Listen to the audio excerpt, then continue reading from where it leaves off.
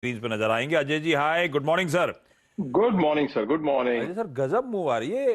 Bears का कुछ लफड़ा हो गया है निफ्टी के साथ, क्या आजकल बन नहीं रही है कुछ? देखिए, ये 5 साल की बात है।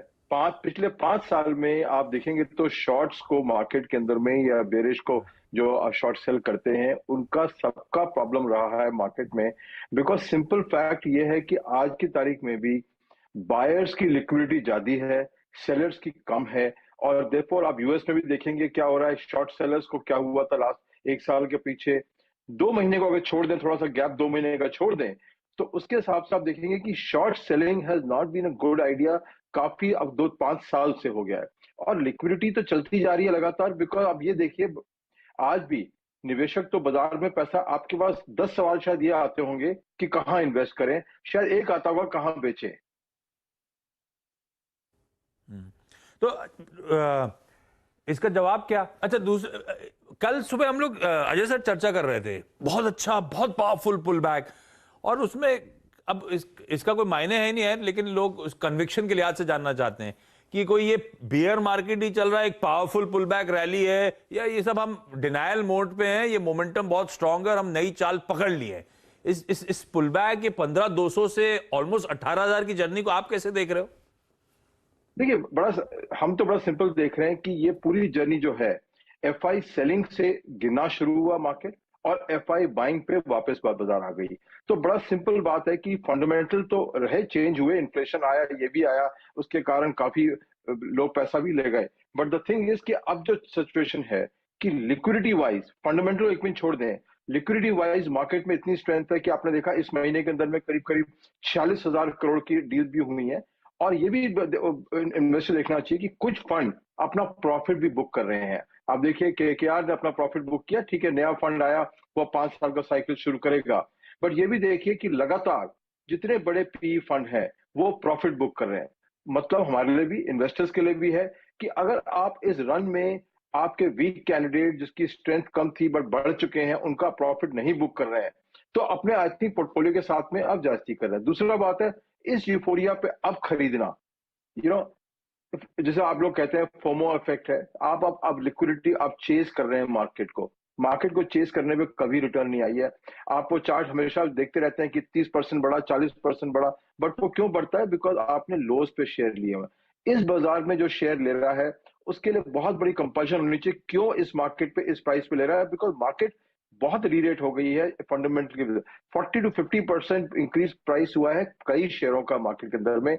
इंडियन मार्केट की पीएफ 50 के ऊपर, तो आई थिंक 50 के 200-300 स्टॉक ऐसे हो गए जिनकी अब पी 50 और 70 के बीच में चल रही है। तो इस माहौल में अगर आप जाके खरीदते हैं तो उसका आप एक समझ लीजिए कि आप अब पी एक्सपेंशन या लिक्विडिटी पे खरीद रहे हैं, फंडामेंटल पे नहीं खरीद रहे हैं। और ये बाइंग बहुत तकलीफ देती है एंड में। एक आध सेक्टर छोड़ दीजिए, जैसे पावर सेक्टर है, सरकार उसमें बहुत जबरदस्त रेगुलेशन चेंज ला रही है जिससे पूरी डायनेमिक्स इंडस्ट्री की चेंज हो जाएगी। उसको एक मिनट छोड़ दें, अगर पावर सेक्टर को छोड़ दें या होटल्स को छोड़ दें, जहां पे रेट की जो सिचुएशन है होटल्स की, वो अनबिलीवेबल है। कभी शायद हिस्ट्री में नहीं देखी होंगे उन्होंने ऐसी रेट ऑक्यूपेंसी। ये दो सेक्टर छोड़ दें, बाकी सारे सेक्टर के अंदर में तो जो पी चल रही है उसमें आप इस समय निवेश करके आपका अच्छा रिटर्न कमाना बहुत मुश्किल है मेरे हिसाब से। चाहे बुल मार्केट रैली हो, बेयर मार्केट रैली हो, हमें लेना जब ही है जब मार्केट में हमको दाम ठीक मिले। अजय जी, दो स्पेस आपने जब लास्ट रिकमेंड किए थे और मेरी डायरी में मेंशन भी हैं, एक था डिफेंस, उसमें तो गजब पैसा बना, BEL at all time high, HAL, मतलब मैंने किसी सरकारी कंपनी को मतलब इतनी बेहतरीन price performance during I think tenure of I think 1 year कम ही देखा होगा। अब यहाँ क्या करना चाहिए एक सेंसिबल इन्वेस्टर्स को जिसने पैसे बना लिए? दूसरी बात है, मैं जब लास्ट टाइम आपसे इंटरेक्शन कर रहा था तो मेटल्स का हमारा एक डेडिकेटेड डिस्कशन हुआ था सर, और जब बीच में मेटल इंडेक्स 4500 तक रिट्रेस हुआ था, मैं सोच रहा था कि पूछूं आपसे कि क्या आपका कन्विक्शन हिल गया? बट सडनली मेटल्स ने इस बार रिपोर्टेड अर्निंग्स के बावजूद बहुत स्ट्रॉन्ग पुल बैक दिया। तो ऐसे में अब आप मेटल्स में क्या कर रहे हैं सर? देखिए, मेटल में हमारी पोजीशन बरकरार है, हमारा व्यू भी दरकार बिल्कुल। बल्कि शॉर्ट्स में जब गिरा था तो हमने और भी ऐड किया पोजीशन, और दो चीजों के लिए ऐड किया पोजीशन कि अगर आप समझते हैं कि दुनिया की इकोनॉमी, इंडिया की इकोनॉमी अगर 7-8% पे ग्रो करना चाहेगी तो कोई चारा नहीं है, मेटल कंजम्पशन बढ़ेगी। और उसके अंदर में रुपी डॉलर जो 79 पे आ चुका है, जो लास्ट मेजर था 74 का, अब है 79 का। तो आप ये देखिए कि वो ₹5 का इंटरनेशनल बेंचमार्किंग बेनिफिट तो कंपनी को मिलेगा ही मिलेगा। और कंट्री ग्रो नहीं करेगी 8% पे अगर आपने इंफ्रास्ट्रक्चर में स्टील, एल्यूमिनियम, जिंक, कॉपर नहीं लगाया, तो ये इकोनॉमी चले कैसे? ये इतना कोर है। और सबसे बढ़िया बात, जिसके पास ये एसेट आ चुके हैं, माइनिंग एसेट आ चुके हैं, जिसके पास प्लांट है, वो ही बेच सकता है। ये प्लांट 5 से 7 साल लगते हैं नए प्लांट आने में, कैपेसिटी बढ़ने में। स्टील में थोड़ा छोटा साइकिल होगा, बट कमोडिटी में साइकिल बहुत बड़ा है। तो अभी तो मैं तो अभी भी कहता हूं कि अभी तो 2 साल हुए हैं कमोडिटी के, जो हमको अच्छी रिटर्न आई है, और सारी कंपनी डीलेवरेज है, बहुत बेहतरीन डिविडेंड दे रही है। अभी इसका हमारे हिसाब से 5 से 7 साल तक का साइकिल इन्वेस्टर्स के लिए है कि एवरी करेक्शन पे आप रखिए इसको, और डिविडेंड का भी आप आनंद लीजिए। बिकॉज जैसे आप देखेंगे, वेदांता नंबर 1 मेटल कंपनी है। आप देखिए पिछले 3 साल में कितना डिविडेंड आया है उस कंपनी में, कि शायद आपका शेयर प्राइस 0 ही हो चुका होगा अब तक बाय एंड लार्ज। तो हमारे हिसाब से मेटल स्टोरी कंटिन्यू करिए। रुपी डॉलर की जो पैरिटी है, उस हिसाब से ये कंपनी अच्छा करेंगी। इसमें कोई कंपटीशन स्टील के अलावा बाकी सेक्टर्स में कंपटीशन बहुत टाइम लगेगा आने के लिए। और हमने ये, ठीक है, वो सरकार कभी कभी आके सुपर नॉर्मल प्रॉफिट पे लगा सकती है आपके, वो जैसे स्टील इंडस्ट्री में हुआ है, करेक्शन आ सकता है। बट लॉन्गर टर्म के अंदर में कोई चारा नहीं है, ये कंपनियां बहुत पैसा कमाएंगी, क्योंकि इंडिया अगर 7-8% ग्रो करेगी तो इस कंपनी के पास में डिमांड की कोई कमी नहीं होगी। और मोनोपोली है, अब माइनिंग राइट ऐसे ले नहीं सकते हैं। जैसा आप एक फैक्ट्री लगा लें टूथपेस्ट का, तो इसमें बने रहिए, थमे रहिए। इसमें कोई, मतलब हमारे हिसाब से ये अभी रिटर्न अभी बहुत देंगी ये अगले 5 साल में।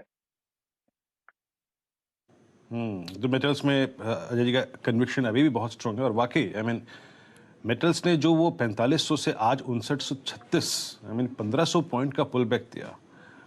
वाकई विश्वास करना है, अगर आप देखें इस पुल बैक में, बहुत बड़ी बात है। अच्छा अजय जी, एक बताइए कि इस वक्त बैंक्स में क्या कर रहे हैं आप? इस बार की अर्निंग्स में बैंक्स में ठीक ठाक रही, और अभी बहुत सारे stocks with in the banking basket अपने ऑल टाइम हाई से एक सब्सटेंशियल डिफरेंशियल पे ट्रेड कर रहे हैं।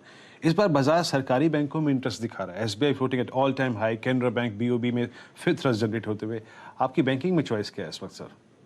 देखिए, आप शायद सरप्राइज होंगे कि आज की तारीख में हमने अपना बैंकिंग का स्टॉक पोर्टफोलियो 0 कर दिया। बिल्कुल एक शेयर है शायद हमारे बैंक पोर्टफोलियो में, और ना ही रिकमेंडेशन में है कि हमने 0 कर दिया है। एंड उसका एक रीजन है कि हमें अगर बैंकिंग सेक्टर जो रिटर्न देगा, हमें लगता है कि अगर इकोनॉमी बढ़ेगी तो बाकी सारे सेक्टर, हम ये नहीं कह रहे हैं बैंकिंग खराब है, हम ये कह रहे हैं कि बाकी सारे सेक्टर जो हम बात कर रहे हैं, वो चाहे ज्यादा रिटर्न देंगे, कम रिस्क के साथ में रिटर्न देंगे।